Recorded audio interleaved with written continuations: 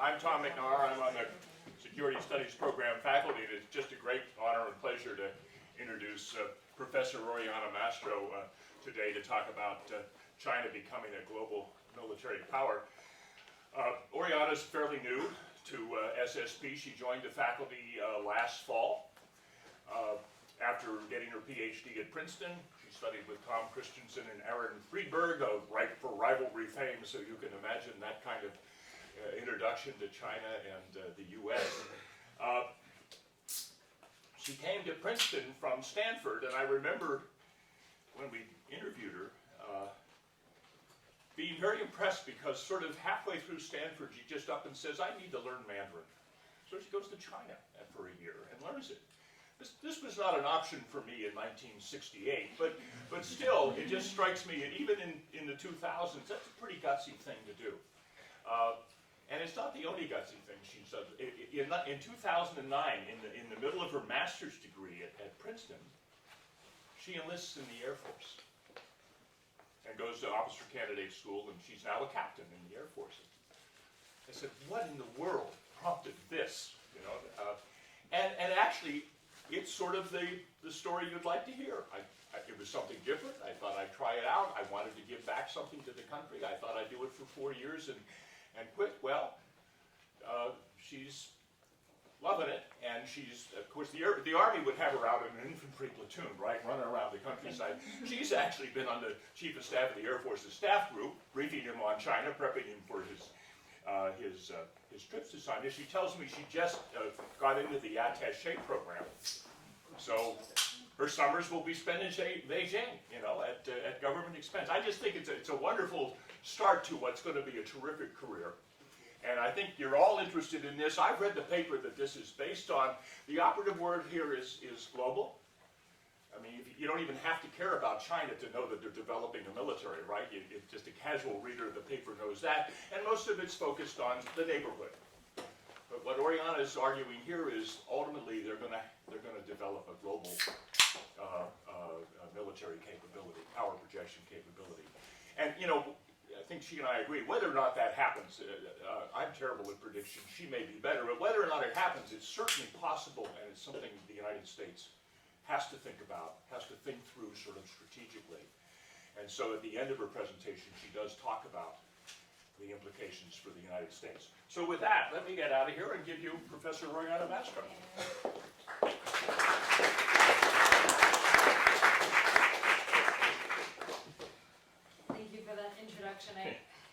Whenever I have my promotions or certain things that my parents will come in for, I always say, well, everyone else will find all these major life changes that I embark on impressive. It's really my family that has to deal with the consequences in the end. And for China, I went to China during SARS, which my extremely paranoid mother already was not very happy about. I did end up in a SARS isolation clinic, which she was extremely not happy about. In the end, it's very funny. I always tell my students that few things about the resume, right? No one ever sees your failures. They only see your successes, so, you know, go for everything. And the second thing is that actually poverty is a great motivator. People always ask me, oh, it's so impressive, you know, you did this and you did that. And I was like, yes, you know, I could have paid Stanford $35,000 a year, which I did not have, to go study Chinese. And at that time it was in Taiwan, and I wanted to go to mainland China. Or I could just directly enroll in a Chinese school, $4,000 for the whole year. So for me, it seemed like a very easy choice to just get up and go move to China and have to deal with my friends making jokes about me being on the 5-year college program after that. Because I did take a year off and then have to go back and actually finish my degree. So today I'm going to give a talk that I think, you know, is interesting in the topic in and of itself, but also I was asked to talk a little bit about my own research interests and my role at SSP. So I'm just going to start out with that because for those who have been my students before, I often say you can't research the future. And that's true. In an academic environment, you can't research the future. What you do is you have a research question that then perhaps provides findings or implications for the future. But you can't research the future. And yet here I am presenting to a paper that's very much about the future. And this happens a lot when you are involved both in the academy as well as in policy. Because in the policy world, they might not care whether or not you have good data sources. They might not care, how much these indicators or certain trends are already concrete. The best guess is what they're looking for. And when I first started out my career, I was often asked for my best guess. And what I learned very early on was that if you don't step up, someone else will. And it's not a career thing, it's not a power thing, it's that sometimes those people are not going to do as good of a job as you are. And it's somewhat selfish in some cases not to take that leap, even though it makes you uncomfortable because of that. And so I have often been put in those positions. One of my favorite stories, I do a lot of translation for mill to mills between China and the United States. The first time I was asked, my response was, no, I'm not a translator. Anyone who speaks two languages knows there's a difference between able to speak a language and being a translator. So I said, no, I don't think I'm good to do this. And then a week later, the people higher up came back and said, oh, don't worry, I think we found a nurse somewhere in Pennsylvania that said she speaks some Chinese. And I said, fine, I'll do it. Right? Because in the end, something was better than nothing. And so in some cases, you are compelled to be involved in policy. When I was at Princeton, there's nothing that people tell PhD students more than do not do anything but write your dissertation. But I found that when you're studying the Chinese military, that people want to know what your findings are. And in many cases, they want you to make these future projections. This paper that I'm presenting today is going to be coming out in the National Interest next month in the November-December edition. And again, it isn't a typical paper because I'm trying to predict the future. The idea isn't necessarily, and I'll lay out some things of why I think it's going to go one way or the other.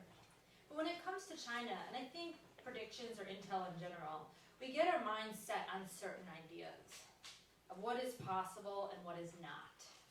And then it's very difficult for us to identify indicators of change. So in hindsight, we might look at something and say, for example, it's obvious that China is engaging in a pattern, of course, of diplomacy in their maritime disputes. We can look at all these patterns since 2009. But when I was at PACOM in 2009, and we only had the second incident, when I was arguing that this was a pattern, and this was a new policy, I was one of the only voices. And I personally think that if we had kept our minds open to the idea that Chinese strategy objectives can change in ways that we do not expect, we might see the patterns emerge sooner rather than later. So there's two sort of points of clarification and or takeaways from my talk today. The first one is you see the global here and you think, does China have global ambition? This is what I'm going to argue today, that contrary to what everyone says, if they're focused on regional contingencies, they actually want to be a global power. And I would say no. China has basically no global ambition. But I would also say that this is not the only thing that matters. Chinese plans for the near future do not include a focus on developing a global military. But what I'm going to present today are factors that I think are going to compel China in this direction despite their strategic plans. So I'm not arguing that there's some sort of secret CCP document somewhere like China's going to take over the world. I think that sometimes we think of the Chinese being hyper-strategic, and they are, but they also are responding to events that they have failed to foresee. And I'm going to talk about some of those today. So in my mind, there's this debate in DC about capabilities and intentions that only marginally informs decision makers about China's future. China might prefer to stay focused on internal development. They might prefer to stay focused on regional issues. But the fact of the matter is there's some facts on the ground I'm going to present to you today that I think are going to force the party in a different direction, and it's going to force them to, in addition to planning for regional contingencies, to develop limited global operating capabilities. So the second point Tom already brought up, which is sort of, what does global mean? Again, one of the biggest challenges for people in policy is to realize that we have a lot of assumptions. And that even, I was having a meeting with a student yesterday who brought something up about war. when we talk about war between two countries, sometimes people have very different opinions about its likelihood or how it would turn out because they are actually envisioning completely different wars. Right? There are many different types of ways two states can fight. And this is the same thing with global, right? Being a global military does not equate to fighting major wars and stationing troops abroad. In the U.S. sense, we have a very high standard for the things that we want to be able to do. Right? I guess depending on, the year, do we want to fight two major wars and win both? Do we want to be able to fight one, win it, and sustain our presence in the other? But either way, the United States, when it talks about global operations, these are long, protracted operations in highly contested environments. But if you take that definition of a global power, the standard of the United States, no other country qualifies. So, even the second tier of established, military powers such as Russia or France or the United Kingdom, they would probably not be able to sustain major combat operations outside their near regions for the period of time that the United States is able to. So the question here is not whether China is going to develop a capacity to invade and occupy far-off countries. The short answer in my mind is no, they're not. They're not going to do that for a number of reasons. But I think they're going to develop a capacity to project limited but meaningful force outside of their immediate region. This means that at some point, their military presence might be felt enough by countries outside their region that they bring to bear political influence in a way that we haven't seen before. So the big argument here is in the next decade, I think, so pretty soon here, we'll see, I might still be around here for you guys to come back and be like, you were totally right about everything you said. But over the next decade, the PLA will likely develop certain capabilities designed to protect Chinese overseas interests, specifically with a focus on a light footprint, mostly for operations in relatively permissive environments, and maybe in contested environments for short periods of time. Things like personnel recovery, NEO's ability to hold other countries' assets at risk to coerce, deter, compel, or punish them. These are going to be some of the main objectives of a global PLA. So before I get through some of the factors I think that are going to push them there, I want to offer a few caveats. The first is you look at, and some of you are in my China military class, and I spend the whole time talking a lot about very severe limitations that the Chinese military is currently facing, just even in their ability, not even regional operations, but we were just talking about ground force this week, their ability to move someone from one part of the country to another. I say if you look at their propaganda films and you look at their media coverage of exercises, if you have to highlight your ability of your troops to walk from one place to another place, it means you're really bad at mobility. Right? Can you imagine the United States is and then they they got on the train, and then they they got to where they were supposed to be in Virginia. No one would cover that. Right? Our people move around all the time. Even as a reservist, I'm constantly going from one place to another place, and no one's sort of doing a story on my trans mobility, my ability to move across the United States. So they have some very serious obstacles. First, many scholars will point out that, for example, the Chinese have no bases overseas. They have, not only do they not have any bases, they don't have any allies.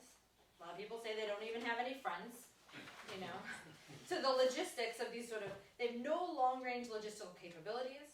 They only have rudimentary satellite coverage at this point. They're just finishing their satellite constellation. Yes, all of that is true. But for someone that studies the Chinese military, these arguments have been made so many times before. In particular, one that I like to point out is arguments about China being involved in international institutions and in particular peacekeeping operations. China was 100% against being involved in international institutions and peacekeeping operations. And then in the 1990s, they changed their mind. They were like, I guess we should, it would be good for us to be involved in all these institutions. And by the way, they're now, the number one donor of troops to these peacekeeping operations. And so it's very possible that even though currently they don't have the ability to conduct these operations, that if they're motivated, that they could prioritize and have these assets, I think, by the end of the decade. Something like the Chinese aircraft carrier, these are things that we, thought were impossible. China would never do these things, and instead they did embark on those. We have to keep an open mind. For the first time in 2013, the Chinese Defense White Paper included a section on defending overseas interests. Okay, so what I'm going to talk about today is it's in the nascent stages.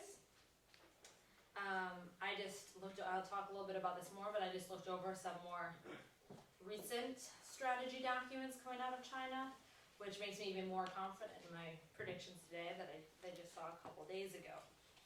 So how are we going to get here? When I'm arguing that China is going to be compelled to go in this direction, I think there's three factors that are going to push them in that direction. The first one is that Chinese companies are creating the strategic demand for this type of military capability, for limited expeditionary capability.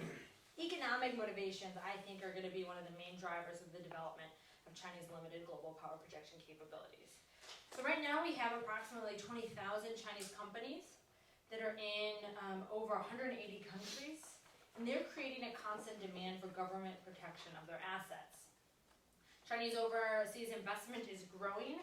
At $60 billion US, Chinese outward FDI in 2011 was 20 times the 2005 amount. I think we were just talking about today that a Chinese company just bought the Waldorf Astoria, so pretty soon they'll buy up all the United States, who knows. The point is that they have these companies overseas and their investment is only increasing. Energy and real estate in particular, I think, are areas in which they have high investment, but they're also high risk of being seized or damaged as a result of political instability, or in some cases, what we see more and more are actually anti-China protests. Almost half of total Chinese overseas investment is in the energy sector, about $370 billion. Overseas property investment is still relatively low. The Chinese nationals own about $3 trillion of overseas property, though that as well is increasing. But in my mind, the image of damage to Chinese individual property and something like an anti-China protest could create a public outcry that would be hard for the party to ignore. The threats to Chinese investments overseas are increasing in tandem with those investments themselves. So this is particularly the case in many politically unstable countries where nationalization or seizure is always a possibility. We've gone through this in our own history, in U.S. history, in which companies, even private companies, are operating in politically unstable environments. And the Chinese operate even more so in those environments than other countries. They are very risk acceptant when it comes to operating in those environments, largely because a lot of them are state-owned enterprises, which we'll get to in a minute. So it seems to me, while it's still a fledgling phenomenon, there are many recent examples of incidents of different situations that are leading to seizure or damage of Chinese company assets abroad. So this trend started about 2007, and it's mostly developing countries like Zambia, Togo, a lot of African countries, Peru, places where the Chinese are extracting national resources, that those assets are being damaged or seized by the government. Some of those damages also happen, again, because of anti-China protests. So just in May of this year, Vietnamese protesters, in response to some discontent over what was happening over the territorial disputes in the South China Sea, they set fire to Chinese industrial parks and factories. A 1,000-strong mob set fire to what they thought was a Chinese steel mill. It was a Taiwan steel mill. But they set fire and they killed 16 people there, thinking it was Chinese. Right, so the greater their presence, I think the more we're going to see instances of these. And Chinese leaders are taking notice. They're taking notice of these incidents. And they are realizing that these incidents are occurring more frequently and increasingly threaten the party's strategic and political interests. So if you look at statements made by high-level officials in China in recent years, they're acknowledging that China's need for stable access, especially to natural resources, in addition to the exploding foreign investment, have expanded its interests beyond the region, and that their capabilities to protect these assets lag far, far behind. So Wang Yi, who's the foreign minister, his first speech, he highlighted these trends, and his main point was that they needed their foreign policy and their capabilities to be in line with their global interests. The Chinese also every year put out a defense white paper, and as I said, in 2013, they put for the first time that security risks to Chinese overseas interests are on the increase, and that the PLA's role in safeguarding Chinese overseas economic activity was paramount, that the Chinese military should be able to do this and protect nationals and legal persons overseas as well. As I mentioned just a couple of days ago, I was in a meeting and I got a sneak peek, an unofficial sneak peek at what we call the science of strategy. Every couple of years the Chinese put out some authoritative volumes on how they're thinking about things. And this one, to everyone's surprise, but mine, this one for the first time has a section on the need. No, they don't say overseas bases. For the wording that they use in Chinese, it's like strategic locations where we could build a Burger King and maybe hang out for a while. But the idea was that it would be an overseas base. And for the first time, this extremely authoritative document mentions that the Chinese feel like they need to have this global presence to protect their economic interests. And so it seems to me that instead of shying away from that, more and more you see in government publications that they're highlighting this as something that the PLA needs to be in charge of. The political stakes for the party are also very high because a lot of this investment is coming from state-owned enterprises. So unlike in other countries where you might say, okay, sure, maybe a big CEO can lobby the government to help them with something, but in China, a lot of this is their money, right? It's their companies. One Chinese watcher actually argued that investments abroad are much more important to Beijing's long-term strategy than assertive posturing in territorial disputes, that they really need to be able to protect these assets. So the close connection to the government of a lot of these companies, I think, will give the party greater incentive even to develop some of these capabilities I'm talking about. That's necessary to protect these huge and high-stake investments that they have. So the first point is that their economic stake overseas is growing and they don't have the capabilities to protect it. And while that might have not been problematic before because of the way that they do business, as well as the fact that they invest in politically unstable places, it's likely that we're going to see an increase in incidents that are threatening these interests. The second one has to do with the Chinese public. One of my favorite things to do is sort of reading Chinese blogs and how sort of Chinese citizens are thinking about different issues. There are an increasing number of Chinese citizens that are going abroad. Many are migrating to politically unstable countries for, as a part of an exported labor force in pursuit of financial gain. Some of them are just traveling as tourists.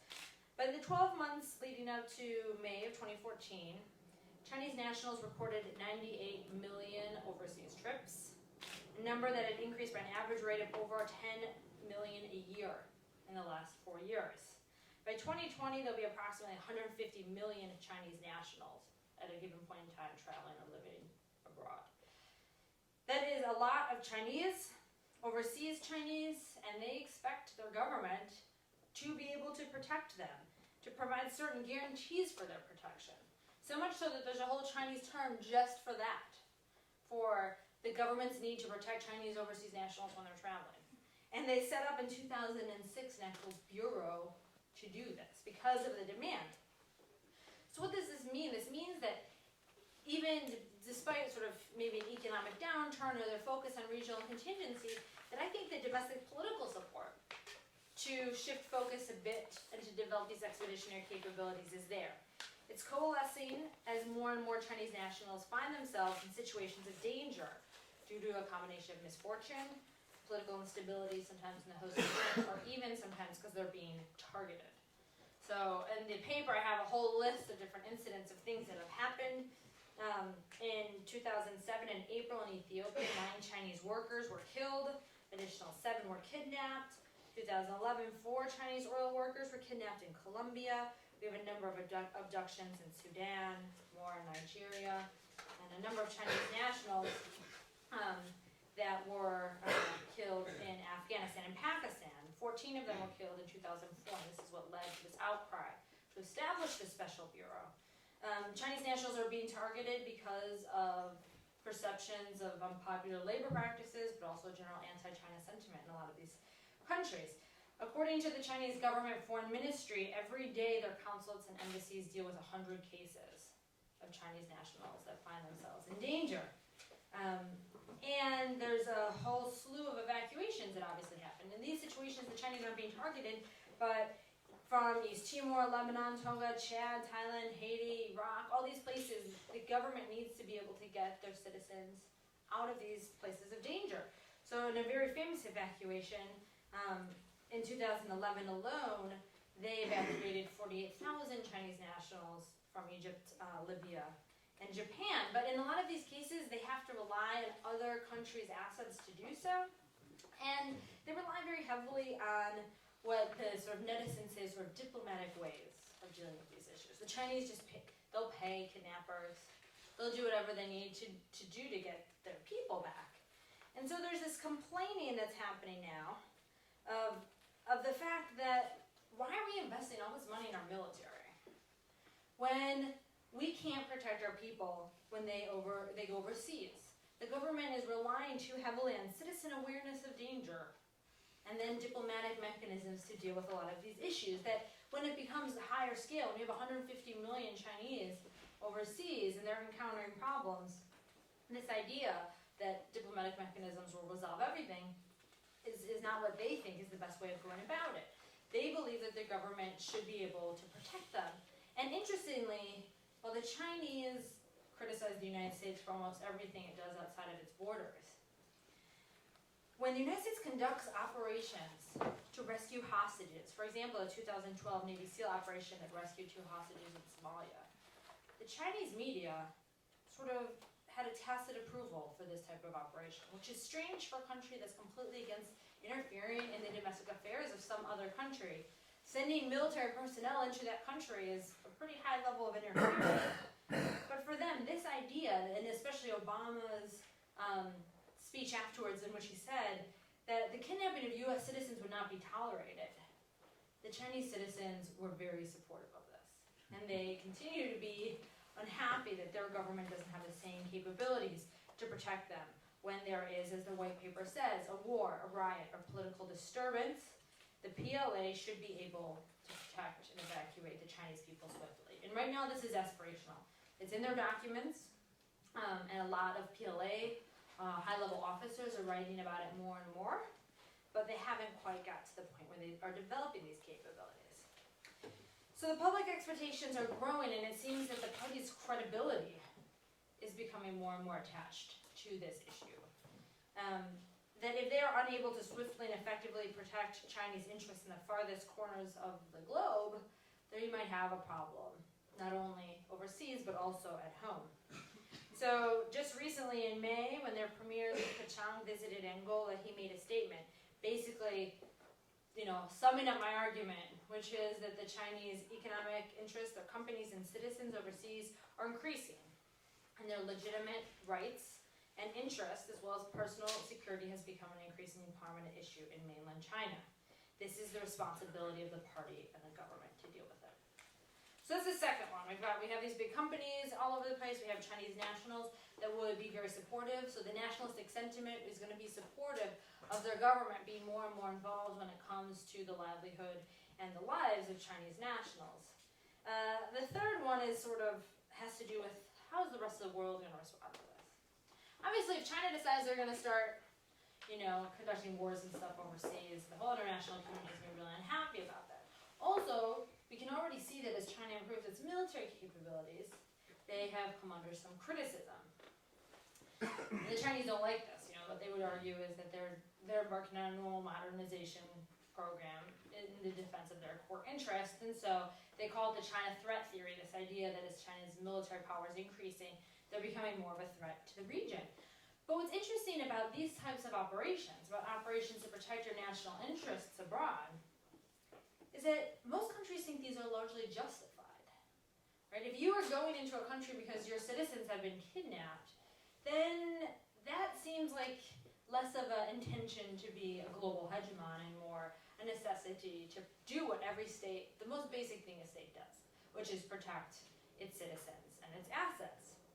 Also, the international community is always calling upon China to be a more responsible stakeholder.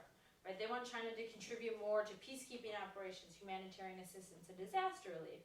And one of the main holdups for China of this is that they don't have some of these basic, air and sea lift and logistics and satellite coverage. And so they could very easily, when they're focused on developing these capabilities for these limited global operations, they could practice their ability to use those within the sort of international cooperative frameworks. And they think that would gain them a lot of prestige.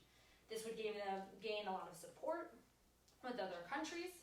And they think this is sort of what great powers do, because they have sent over 22,000 peacekeepers to 23 UN peacekeeping missions.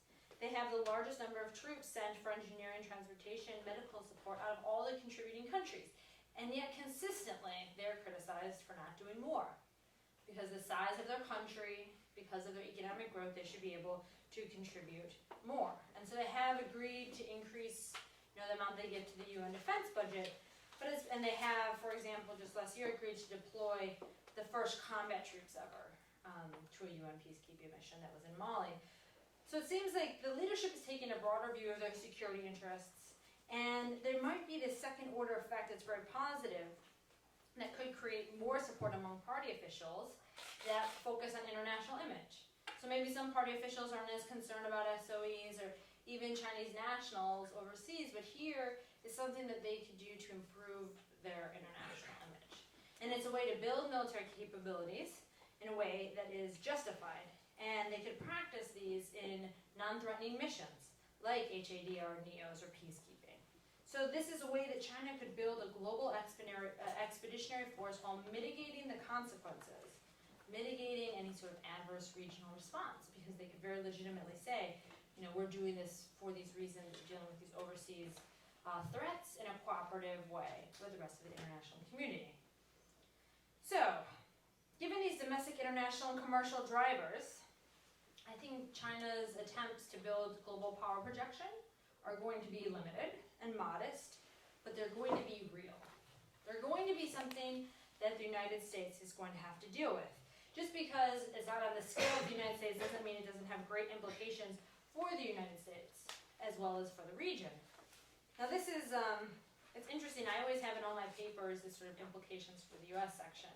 And it reminds me to a certain degree what a special place Georgetown is.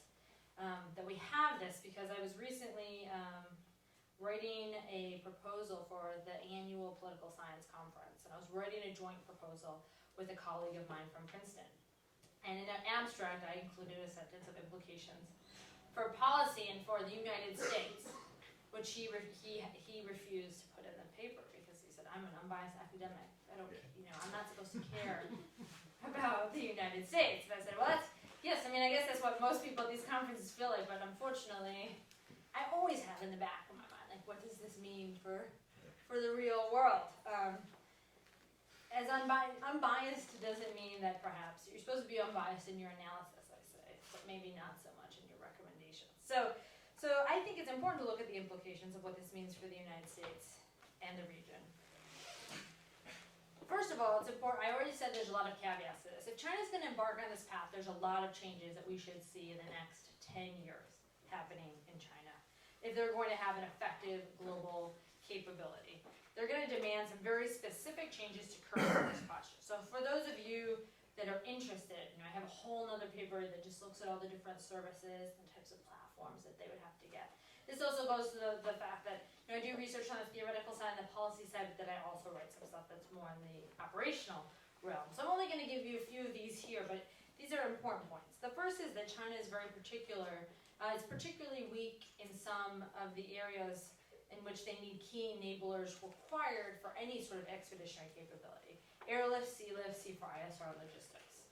This is where they're going to have to put the majority of their efforts to try to figure out. And that's why their science and strategy pointed out that this is their main area of weakness, and some of this could be dealt with technology, research and development in certain areas, and others has to be done diplomatically with improving their relations with some key strategic countries in different areas. But I think if China invests in the right platforms and technologies, so things like large transport aircraft, tankers, amphibious combat ships, which they don't have enough of, hospital ships, landing dock platforms, and a robust space-based ocean surveillance system, then we would start thinking the likelihood of the scenario would be it's more probable. We see these investments now. There's not quite enough of them, so let's see in the next 10 years if they start ramping up in some of those areas. Ground forces would actually see, I think, this sort of injection of new life, because ground force modernization is like the most boring of all the modernizations in China. They don't get a lot of cool stuff, like maybe they get like a new tank every once in a while. It's like, compared with the Navy Navy and the Air Force is doing sound very exciting. But here I think the ground forces would have a new mission, the personnel recovery, infrastructure, protection. They might even start developing their own special forces. So China right now has something we call special forces, but it's not special forces. They're rapid reaction units, which basically are as mobile as a normal army unit would be in any other country, right? But so they call them like these special forces, but they don't have the same capabilities as our special forces. And so with some of these scenarios, like hostage rescue, for example, you can see, they might start thinking, especially because the ground force is trying to get into new missions and new place in this whole overseas expeditionary area, that they might develop these special forces domestically.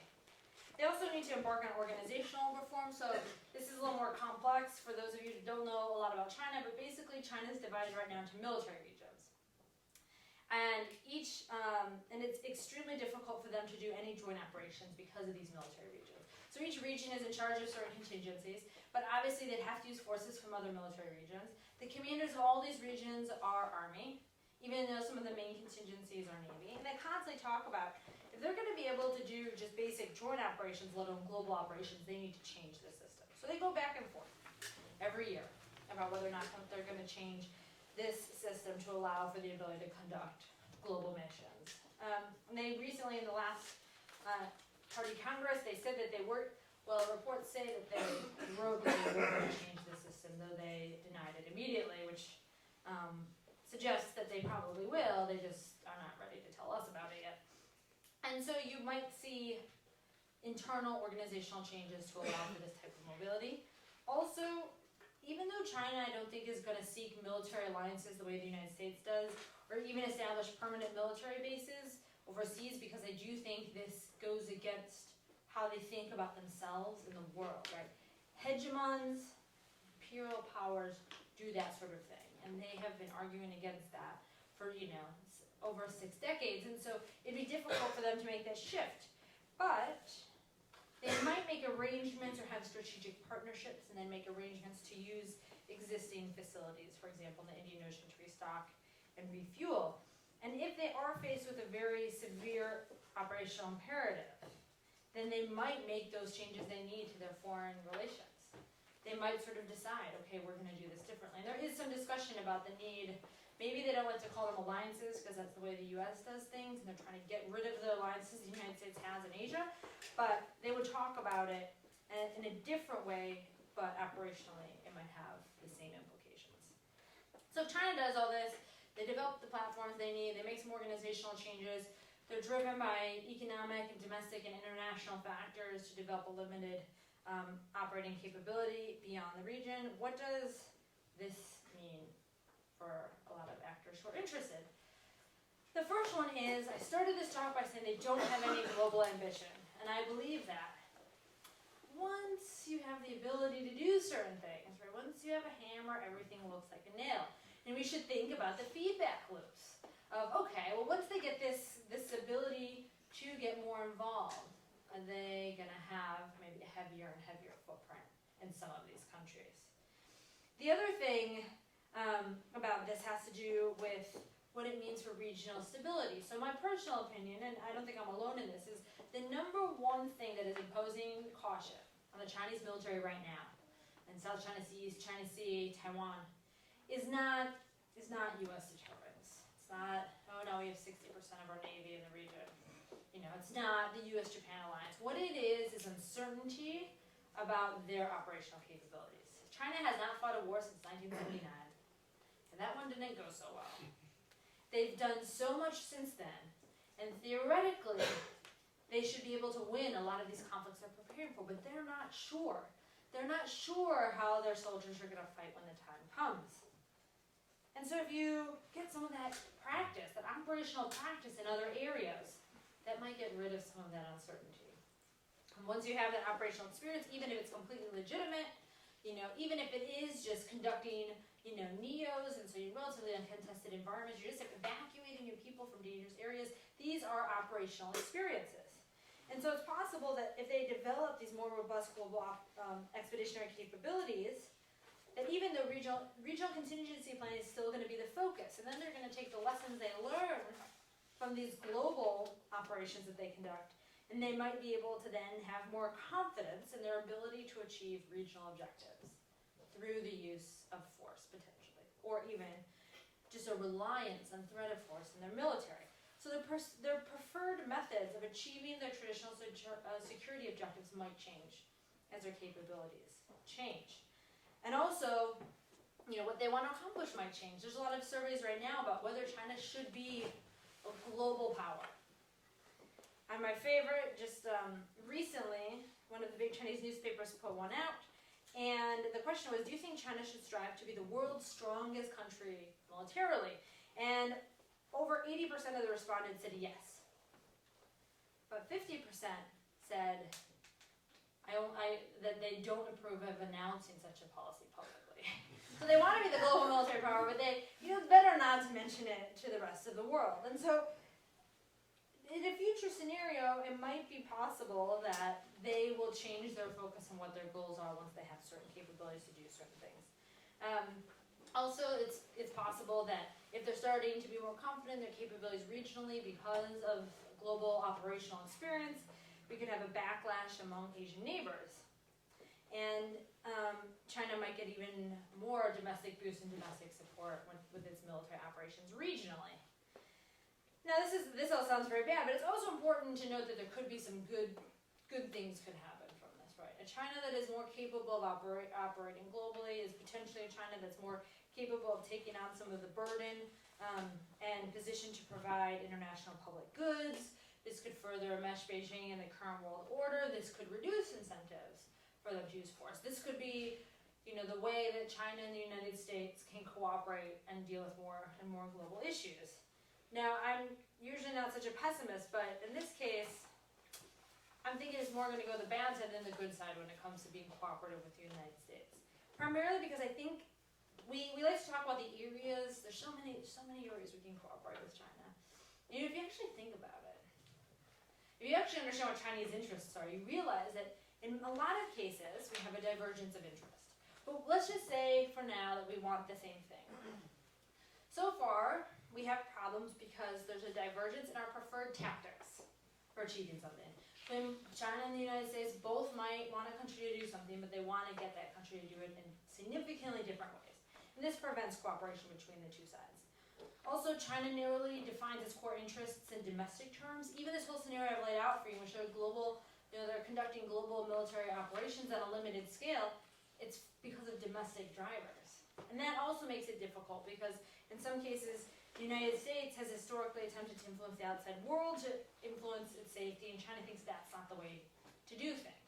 So they're going to be a little bit more piecemeal about it. They're going to go try to protect their citizens at one time and not shape, the course of that country. So there's going to be some differences there. There's also differences in strategic thinking about preference ranking for the types of international issues that need to be addressed or prioritized. So in a lot of cases, China and the United States agrees.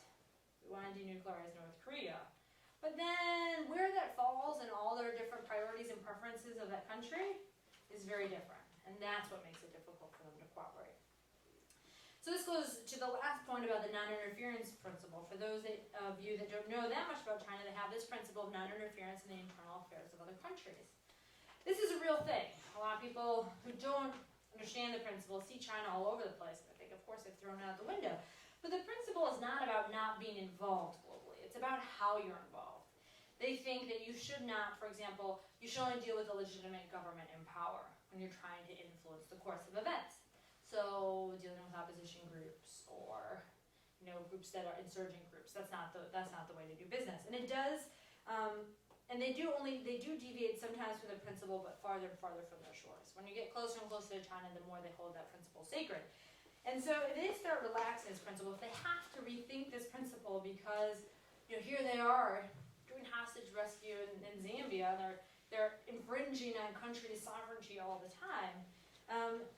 We might think about China being more hands-on around the world. And while U.S. officials consistently argue that they want China to be more hands-on, it's my personal opinion that I think that once we have a China that is involved in all the issues, whether it's Syria, or it's Iraq, or it's energy security, or it's Latin America, if China actually got involved to the degree that the United States often says it wants Chinese involvement, we might find very quickly that you should be careful what you wish for. And then in a lot of cases, we would have preferred a traditional hands-off Chinese approach versus a China that is able to wield considerable political and economic influence to promote their interests, which even if they're the same as ours, again, might be different priorities or tactics or ways of thinking about it. So the bottom line here is that I think this is something we need to think about. We need to look at these indicators that I've laid out, pay attention to how the government is reframing the role of the PLA. And I wouldn't be surprised if we see the military doctrine change to accommodate this. Add a corollary to the local wars under high-tech conditions, something about, and the ability to protect Chinese interests overseas. And so with that, I'm happy to take questions about anything and everything, hopefully involving something to do with China. And I guess I'll go ahead and moderate. Yeah, go ahead.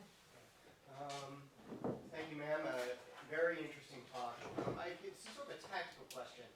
The Chinese forces that have been dedicated to overseas peacekeeping operations, what kind of reputation have they gained for being effective and for cooperating with the C2 structure of those missions? Because I kind of look at that as a possible indicator of if they do create, say, a NEO capability, whether they're going to actively cooperate with other NEO operations that would be going on simultaneously.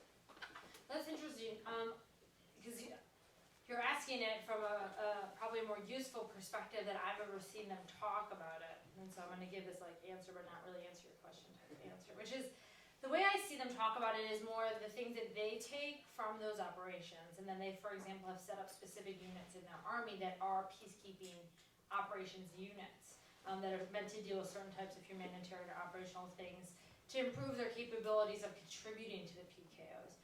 But in terms of how other countries have seen their contributions or the Chinese ability to work within like the C2 structures of the UN, I actually haven't ever seen anything about that. That would be an interesting question to see if the lessons they think they've learned are in parallel with the lessons that other countries think they learned. Now, on a side note about, I have seen countries comment about the Chinese ability to do sort of joint exercises or operate with other countries in that environment.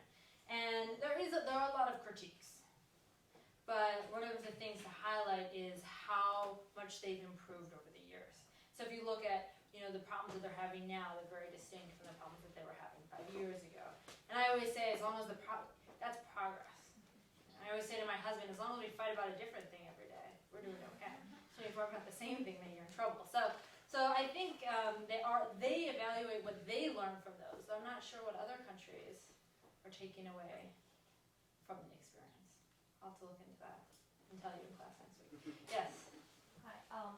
My question is regarding China's nuclear capabilities, and if you think the Chinese military is moving towards a direction of modernizing their military and having to project power in a long-range situation, it seems like currently China has, in terms of nuclear arsenal, it's mostly for the defensive or deterrence purposes. Do you foresee any of that changing, whether voluntarily or involuntarily, China having to modernize its nuclear forces or adding more nuclear arsenals? It's a very good question. So on the adding more, their modernization, I've been in a number of Track 1.5s and official discussions with the Chinese, which we're constantly asking them, when you say nuclear modernization, are you just upgrading the current weapons that you have, or are you also adding to those? And they're like, we are modernizing, we're doing what we need to do to effectively maintain our deterrence. So we don't have a lot of good information on the exact sort of whether or not they're improving in that way. But to your question about doctrine, I think Chinese nuclear doctrine is very defensive and still is. Now, a lot of people that focus more on nukes, I was on a task force that was half China specialists and half nuke specialists, and it was fascinating. Because all the nuke specialists would be like, well, of course, if you were smart, this is how you'd use your nukes. And the China specialists are like, no, but that's not how they think about their use. I mean, China, I think, probably has one of the only, it's so defensive that, as you know, for many years, the Chinese plan to defend itself was to nuke its own territory, right? To nuke armies that were invading China. only first use, who are using it as a deterrent because they currently see themselves in a vulnerable position. And there's a lot of debate, as all things, about what first use means. So we get our hands on some of these secret manuals from the 2nd Artillery, which is, they're in charge of the Chinese nuclear weapons, in which they argue that first use could be things like massive attacks that have mass destructive effects, even if the other side doesn't use nuclear weapons. Right, so that concerns people on the US side because we're unclear.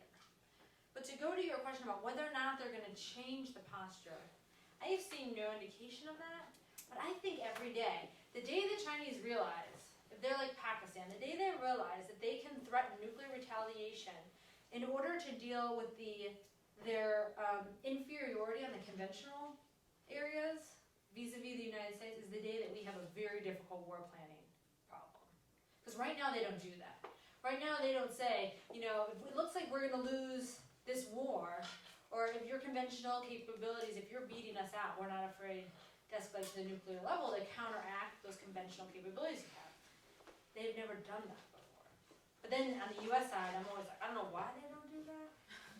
But then also, what would we do then? I mean, that basically puts this huge obstacle in all of our war planning for all of the possible regional contingencies.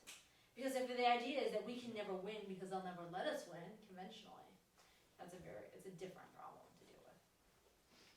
Yes? I had a question for you regarding Pakistan, actually, vis-a-vis China. So China is developing a port in the south of Pakistan called Gwadar, and I've heard it being referred to by U.S. naval intel officers as essentially a forward operating base for the Chinese. I'm curious to see if you agree with that assessment, and kind of what your opinion is on that development. So this goes back to sort of my previous point, the difference between intentions and whether or not they're a good prediction for the future. Western analysts have looked at that port and other ports in the area, and they have termed it like the string of pearls. They basically made this argument that the Chinese are already building these forward operating bases. But a lot of studies show that actually most of these bases are really just commercial ports, and the investment in them is basically commercially oriented. So my personal belief is right now, I don't think there's any indication that they invested in that port and built that port with a military purpose in mind. It's all commercial. But once they start thinking about having to operate overseas, these are some of the first places that they're going to look to introduce some of the things that they need for military operations. Now, I'm not, people who understand logistics, it's like people understand the budget in the Pentagon. They're like gods. People understand logistics. Right? When it comes to military planning, this is the most important thing. And I've been in a number of meetings where I've been lucky enough to be with people who understand logistics. And what I am told, in a very sort of detail, perhaps painful detail, is that commercial ports and what a port needs for goods and services is very different than what a port needs to conduct military operations. Just even the equipment that you have to offload things is completely different. So you can't just, this is what you learn when you're on the academic side, you go into a war game and you're like, I'm gonna go into that port, and they're like, that's interesting. How deep is that port? And I'm like, I don't care. So they would have to make significant changes to be able to use those on the military scale. So right now I think it's purely commercial, but I think that the first places they will look when they need to conduct these more global limited operations is going to be to the places where they already have a commercial scale. Yes? I have a question about the possibility of future alliances with China. I'm wondering, from your opinion, do you think that China would align more with people who have ideological similarities like Cuba? Or are they more interested in economic benefits with BRIC countries? What is your opinion on that topic?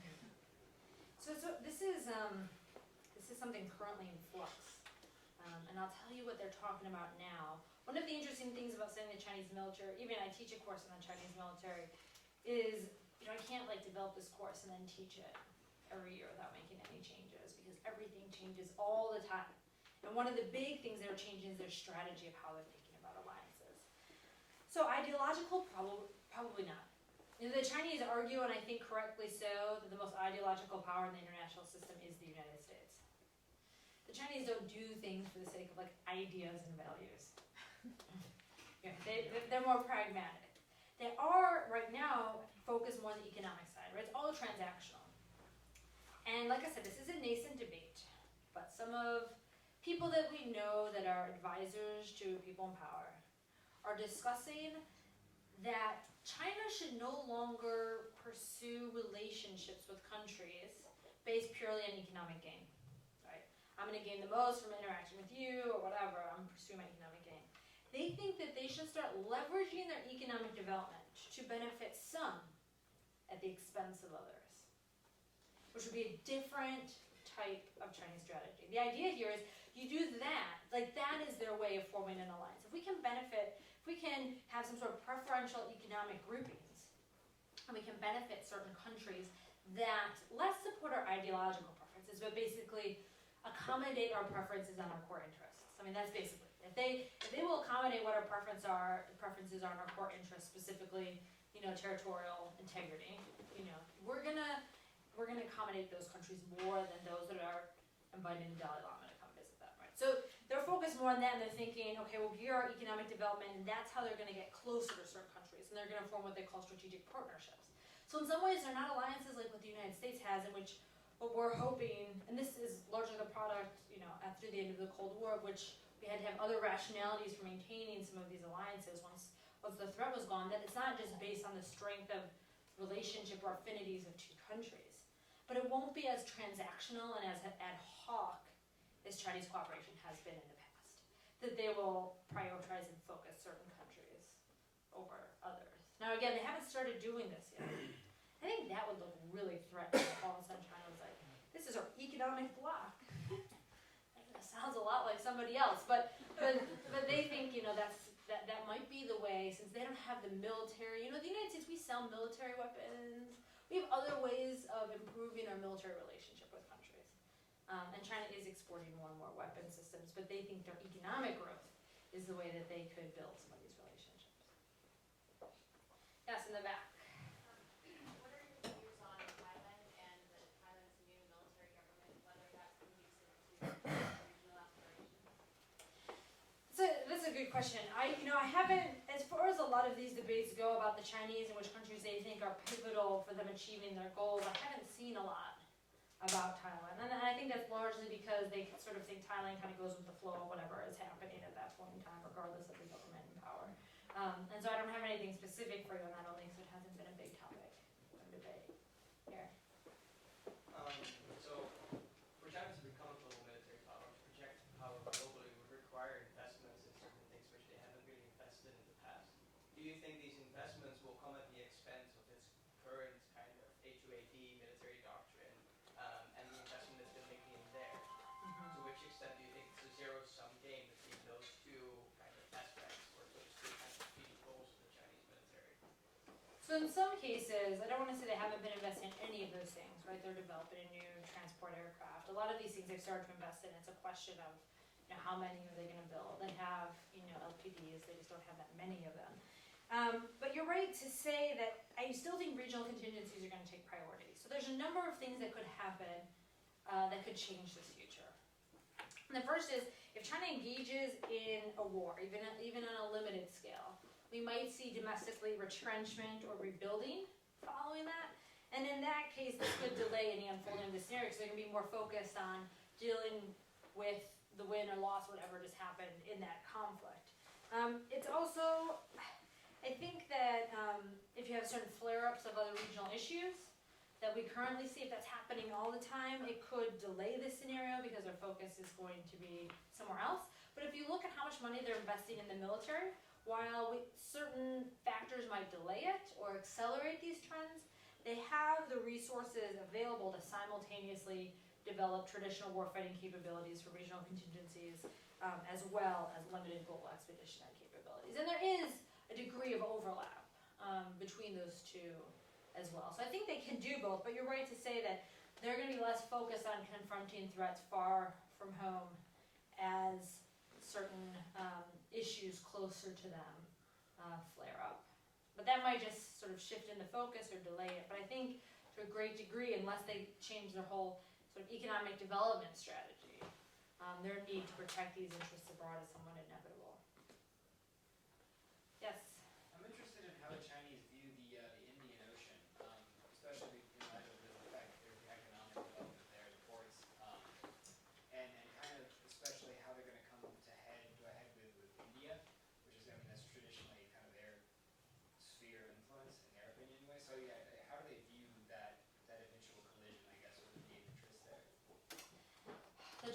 China-India relationship is one of my favorite bilateral relationships.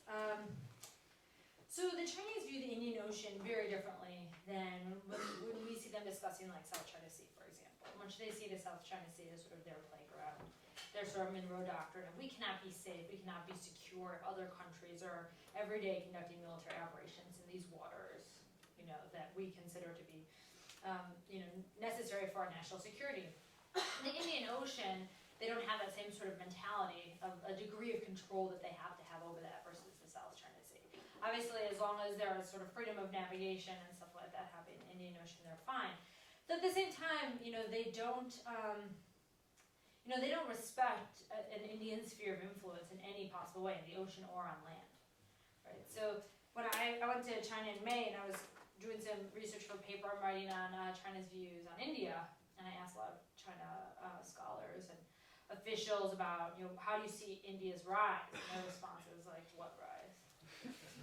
India's a joke, you know, and they get so mad when you like, well, China's rising, India's rising. They're always like, I will stop you right there. You know, that's infuriating.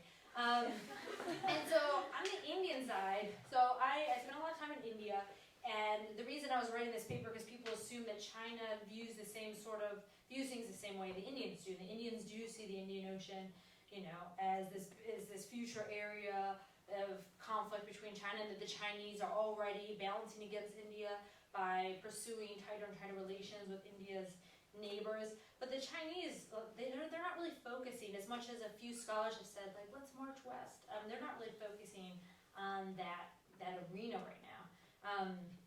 They're concerned about India. They think, if you look at Chinese assessments of Indian military capabilities, they're very concerned about India's intentions, because they just distrust India as a country, but they underestimate, I think, India's military capabilities. So if the time comes and they think, you know, India's a threat to them there, they might start harassing Indian vessels in the Indian Ocean to show them, you know, just not stop doing certain things or operating in certain ways. We haven't seen anything like that quite yet, you know, biocapital aside. Yes? Can you expand on your earlier statement that China is hyper-strategic? It seems like we often attribute this grand strategy to other countries and kind of trash our own strategy and say we really aren't looking past 2 or 4 years. So I actually got this. This is something a former boss of mine at the Pentagon says all the time, which I agree with. Hyper-strategic. The way I would compare it to is sort of the United States after Sputnik. That there's this moment in which a country feels like, if we do the right things, we can make it. And if we don't, that's the end of us. It has to do with how they view the stakes at hand. And in the United States, we're not in that place where we feel like our strategic decisions, even in an area like Asia, which we all agree is important, that our strategic decisions are going to make or break this country. You know, that the United States is no longer going to be a great power, or is going to be a great power. So the Chinese have had this thing, what they call sort of the strategic window of opportunity. When they saw themselves rising at the end of the 1990s, and they were very concerned about the U.S. response because declining powers do not like rising powers. And then 9/11 happened, and the United States was distracted with other things for a decade. And then this was like the greatest, they wrote about it being like the greatest thing that could possibly happen to them, right? Because if the United States was paying attention, they would have seen, you know, all of these things coming before what we're talking about now in 2014. So they think about that as a strategic opportunity, and they're hyper-strategic in that this is the time, everything, the most important thing for that nation is to reach a certain level of power before the United States can respond.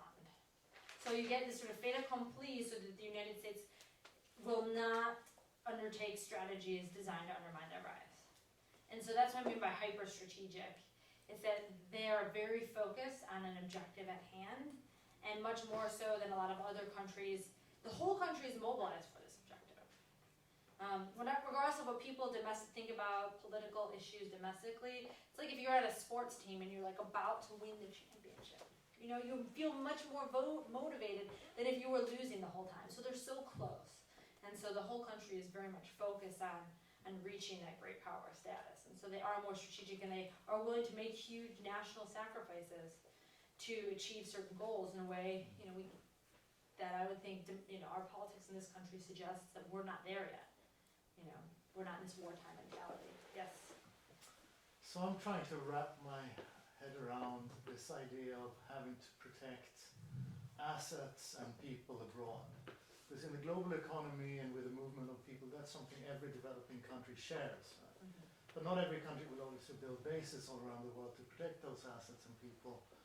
So there's something about capabilities and interest in combination. And maybe it's just the United States and China that will ever have the strategic capabilities to really do that. But otherwise it looks like it's going to be a ridiculous sort of running around of special forces in the world trying to protect their own citizens. Well, at the same time, everyone's moving all the time, so we couldn't possibly keep track of it.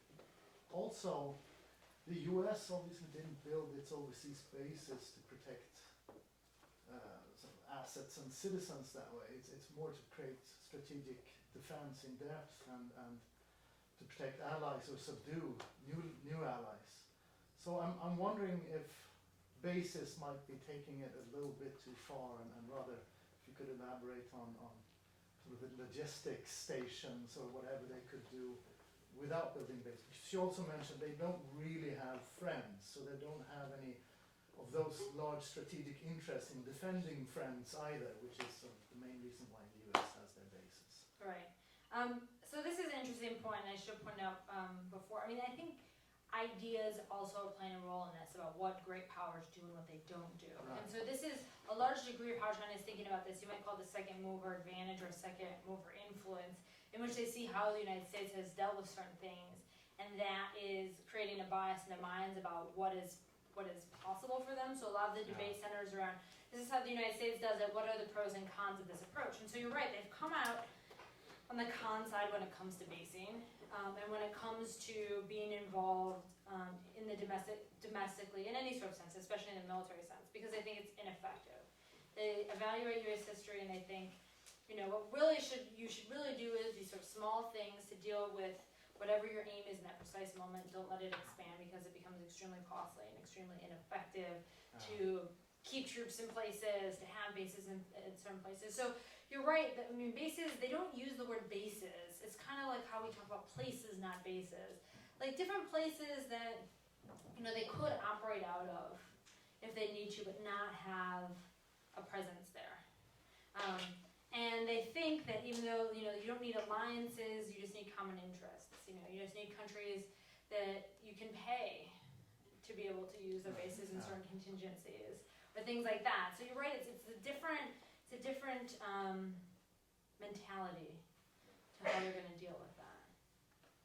Yeah, so it's not going to be the same thing as like, they're going to have all these overseas bases. I think stationing Chinese troops anywhere outside of China is like a bridge way too far. Right. But they are going to try to think about ways that they could be able to operate. And that is a huge step, because even in the Gulf of Aden, when countries offered to let them use certain bases, they said no.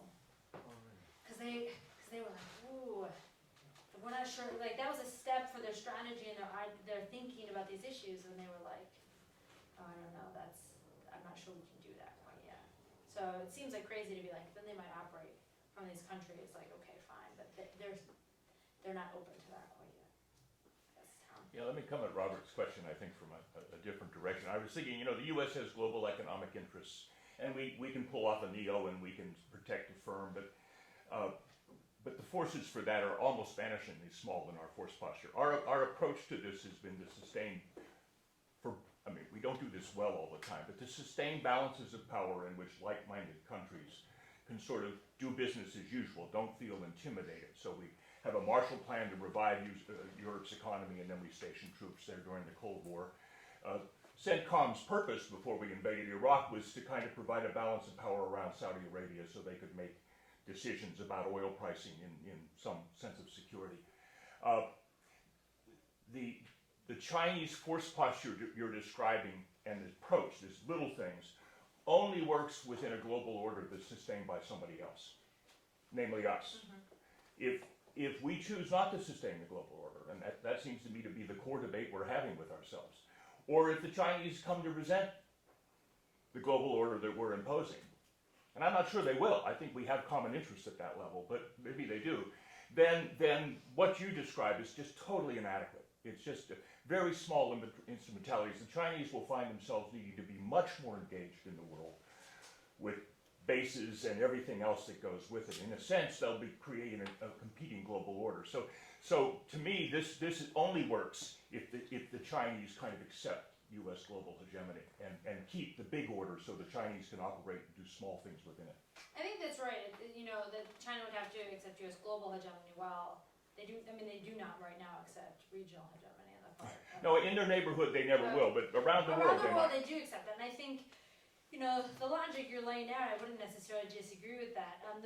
I think the focus of this paper is a bit different because when we do these sort of alternative futures, the more variables, when you're doing an alternative future, so the more variables and things you get involved, the harder it is to evaluate the likelihood of that alternative future, as well as look at real-time indicators of which future you're going along. So it seems like the situation you laid out is kind of one step farther.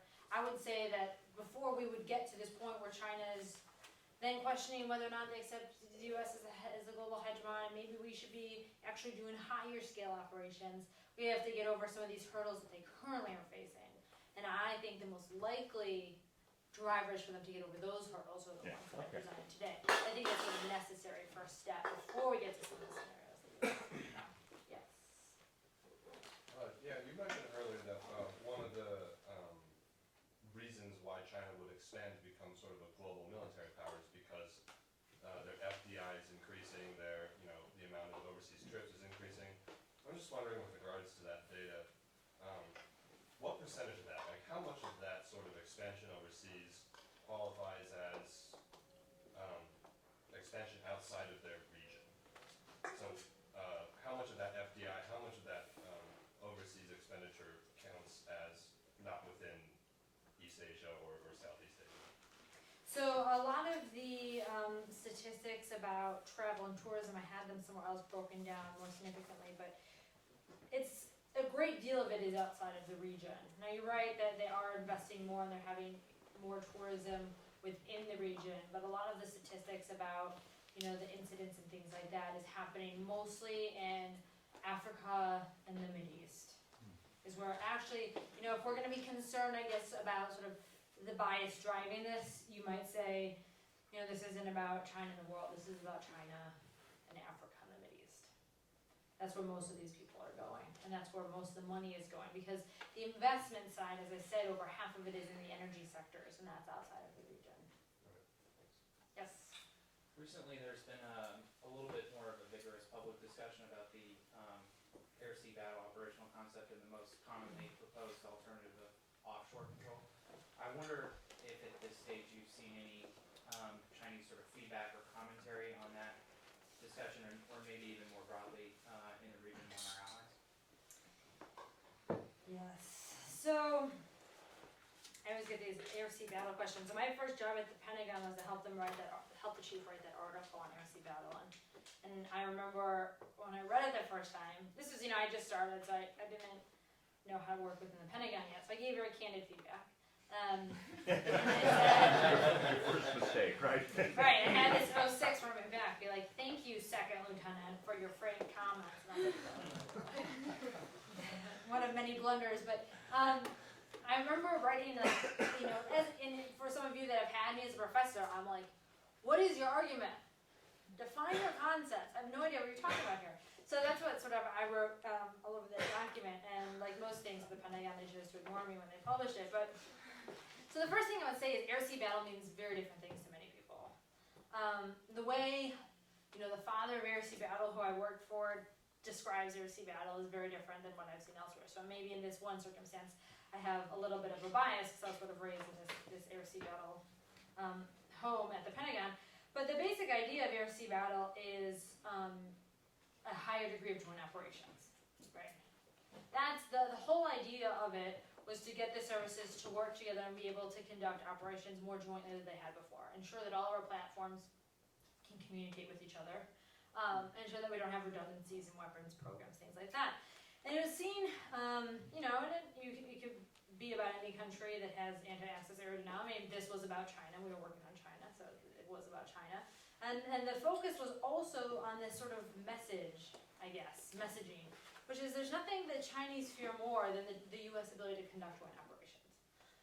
even now, they've learned the lessons of many wars that they've seen us fight, and they are in awe of our ability to conduct joint operations. And so the psychological impact of coming out with a new operational concept in which we said the way that we conduct joint operations is insufficient. And we're gonna do this even better. Like, really freaked people in China out. And so for some people at the Pentagon, that was the goal, right? Is to get the Chinese to feel less confident about their ability to execute this A2AD strategy and keep the United States out. You know, freak them out a little bit. And so on that stage, you're like, okay, this was a great success. Some people worry about ASB being, there's two things that you can worry about. One, you know, what I worry about is that because ASB, if it's so effective, and if it would defeat, you know, China conventionally, this is a very sort of high-level strategy in terms of like the level of war you are fighting when you do something like this. And so the question is, the Chinese are smart about stuff like this.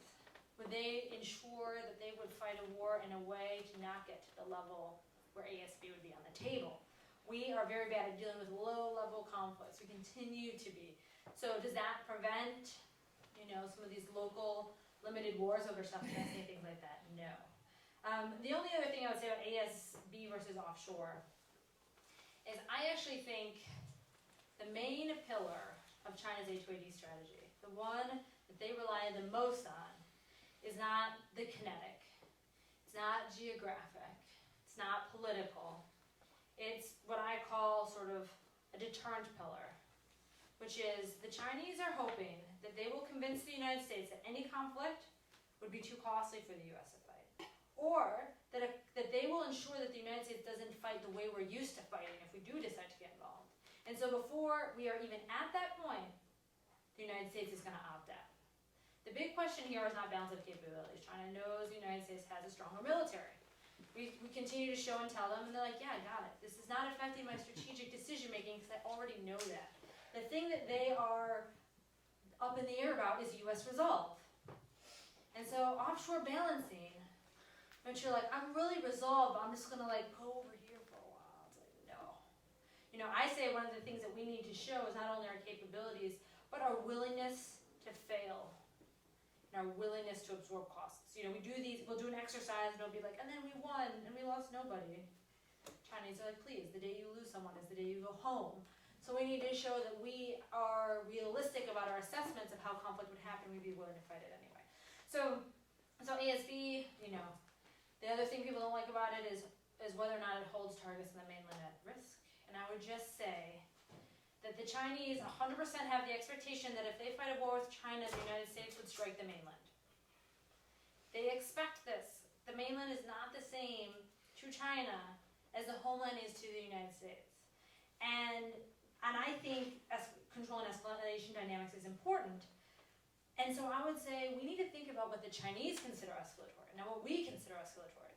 And some of the plans, some of the things I've heard about, things we're going to do that are less escalatory are so much worse than striking the Chinese mainland. You strike a military base that's lobbing missiles, the Chinese are like, yeah, you know, we're lobbing missiles. You hit this base. Okay. This is a wartime military action. You conduct a blockade, so they don't have access to energy, and it hurts their economy, and their people are upset, and there's riots in the street. The Chinese leadership start to think, this isn't about some limited military operation. This is about the United States wanting to overthrow our country. Now we are all in. So if you care about escalation, you should think about not what we don't like, what the Chinese don't like.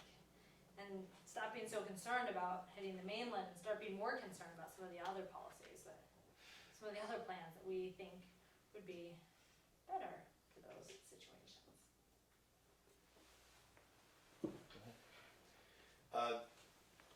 Talking about there's been some kind of renewed discussion that the rise of Chinese military power presents a strategic opportunity for the United States to maybe develop stronger partnerships with nations in Southeast Asia, East Asia. But it seems like PACOM's footprint continues to be kind of with more traditional allies, even someone like the Philippines where we previously had a presence. Do you think there's a strategic opportunity there? Are we poised to take advantage of it? Or is it kind of more business as usual? Which isn't to say we obviously have a presence in the area, but you know, is is there a bigger opportunity there you think the United States isn't taking advantage of? So this is the problem. This is the problem with planning, right? Yeah, it sounds like a great idea for the United States to have stronger relations with a lot of these countries, maybe even, help them build up their militaries more, maybe have an increased degree of interoperability, what have you, even short of the alliance. The thing with war planning is you want things you can count on, right? And I've been in situations it's like, okay, can we count on Vietnam? Can we count on the Philippines? Are they gonna do this, that, and the other for us when we need them? If the answer is you're not sure, you plan to not have them. And if you're planning on not having them, then you don't wanna waste the resources to make them or build them up in case you need them. And so right now with a lot of those areas, while on the political side and the strategy side, I understand the arguments of the United States needing to build economic ties, in particular political ties with some of these countries. I also, from the military planning side, understand why we're going with the traditional ally route, right? Trying to get more bases in Australia, or try to get the Japanese to relax how they think about collective defense so we could have a higher probability of using those bases in the time of war, because if you can't rely on it, then you can't plan for it. So while it might be a strategic opportunity on the political economic side, unless we have some more guarantees on the military side, I think probably what we're doing now is the best bet. I think we have time for one more question if there is one. I'll draw it in this room. Oh, there it is, right there, Dave. Ma'am, thank you for talking. I had a question. Does this offer any opportunity for us to maybe, I guess sort of simply, rescue a couple Chinese businessmen, a couple stores here and there, and this would lead to some sort of greater partnership, or at least not necessarily being enemies, or, sort of prevent confrontation by seeking opportunities in this context to sort of help them protect their interests overseas as an area of cooperation? So I think there's two things. I mean, the United States definitely does that already. I mean, China is relying heavily on other countries, including the United States, to deal with a lot of these issues right now. The complaint comes from their people of again, the reliance issue, and also, they shouldn't have to rely on the military, on the U.S. military to evacuate their people. The United States, it's not like we go in and we're gonna not help certain people. We help a lot of people that aren't U.S. nationals. And so domestically, that's gonna make the party look bad. And so while we might think there's a winning point and it'll improve our relations with China, it will make the party look bad. And that's where the problems come in, is that the party is more and more identifying their legitimacy to this issue. And if they think that they need to pursue this issue for the sake of their legitimacy, we'll see some of those things that we've seen today. I would just like to point out on a sort of final, more optimistic note, as someone who studies China, and I interact with the Chinese all the time, what's very interesting about this is it's really like a strategic competition. Right, we have heightened tensions with China in the past couple of years. The Chinese have come to the conclusion that they would be better off if the U.S. presence in Asia were reduced. They think the United States is the #1 source of instability in the region. But there's no animosity between these two countries. And I think sometimes we forget this, and we forget that this is actually going to make things easier. We have a great time. When we go over to China, they come over here, we admire and respect them, they admire and respect us. There's none of this, there's very little emotion involved in this. So I've been in mill to mills all the time where we're around and it's like, oh, cheers to this mill, it's gonna suck if we fight a war against each other anyway. It might happen. But it's not like, we're sitting across the table from each other being like, I cannot wait for the day. Right? I'm really excited about this attaché position because I love China. And I'm always like, every time I'm over there, I'm like, why did I ever leave? I had to get a job. That's why I'm here. But so that leads to different dynamics, like the wars that you will study in this program, in the rivalries, in the bilateral relationships you will study in this program. China and the U.S., we just have conflicting interests that we're trying to manage and deal with, hopefully at a limited cost, human cost and financial cost. But, that's what all of you are here to do, is learn how to do that and then go forth and prosper. So. I want to give you a hand here, but before we do, I don't know that I've heard a better answer to the question about air-sea battle and offshore balancing. That from start to finish. You've heard, just put aside the presentation, the questions and answers too were really very good here. Thanks very much.